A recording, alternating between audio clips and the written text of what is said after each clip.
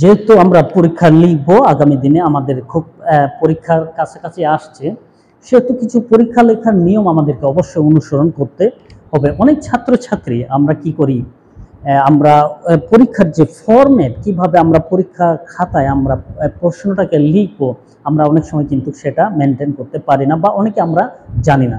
তবে আমি যেহেতু কিছু খাতা আমি দেখছি ছাত্রছাত্রীদেরকে সেই পরীক্ষার নিয়মগুলো ভালো করে অনুসরণ করে না, তো আমি আশা করি যে তোমরা এরপর থেকে নির্দিষ্টভাবে একটা ফরম্যাট অবশ্যই ফলো করবা।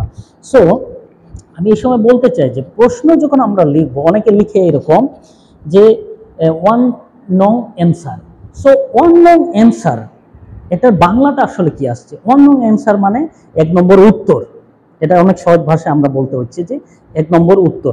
বাট যদি 1 নম্বর উত্তর হয়, তাহলে প্রশ্নটা কোথায়? এখানে তো একটা গ্রেট প্রবলেম আমরা দেখতে পাই যে প্রশ্নটা কোথায়। এখানে কিন্তু প্রশ্ন নেই, দেখা যাচ্ছে না। তো ইংলিশে আমাদেরকে অবশ্যই মনে রাখতে হবে, ইংলিশে যখন আমরা লিখবো কোনো প্রশ্নের উত্তর, যে কোনো ক্লাসে আমরা অবশ্যই লিখবো যে answer to the question number 1, answer to the question number 2, answer to the question number 3। যখন পার্টিকুলার যে মেন যে প্রশ্ন থাকবে, সেটার জন্য আমাদেরকে অবশ্যই লিখতে হবে answer to the question number 1। এরপরে যে 7 নাম্বারগুলো থাকবে, তারপরে answer to the question number 1, এরপরে যে 7 নাম্বারটা থাকবে, ওইখানে হয়তো 1, 1, 2, 3, 4, 5 এরকম দেওয়া আছে। তাহলে 1 নম্বর দিলাম। 1 নম্বর দেওয়ার পরে এখানে কিন্তু আর কোনো অ্যান্সার লেখার প্রয়োজন নেই। এখন সরাসরি আমরা কি করতে পারি, এখানে উত্তরটা লিখতে পারি।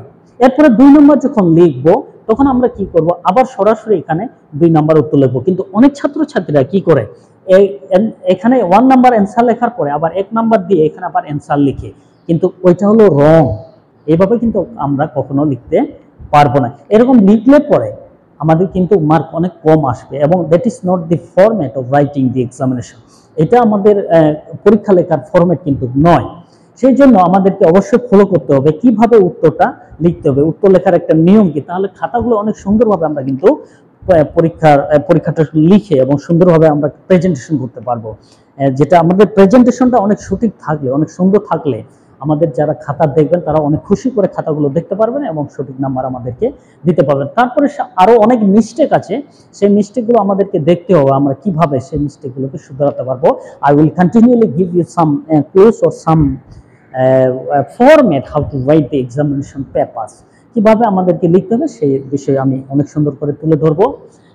সেটা যেন আমরা ফলো করি, এবং কন্টিনিউ আপনারা ফলো করবেন আমার এই ভিডিওগুলো, তাহলে অনেক সহজ করে এই জিনিসগুলো আপনারা দেখতে পারবেন। এবং আপনারা ইউটিউবগুলোও দেখবেন এবং বিভিন্ন বিষয় দেখবেন, এবং আমাদের পেজগুলো, ফেসবুকগুলো সবগুলো আপনারা দেখেন।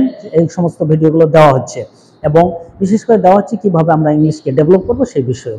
তো আমি আশা করি এরপরে আপনারা কন্টিনিউ এটা ফলো করবেন, তাহলে দেখবেন যে আরও অনেক কিছু শিখতে পারবেন। Thank you so much.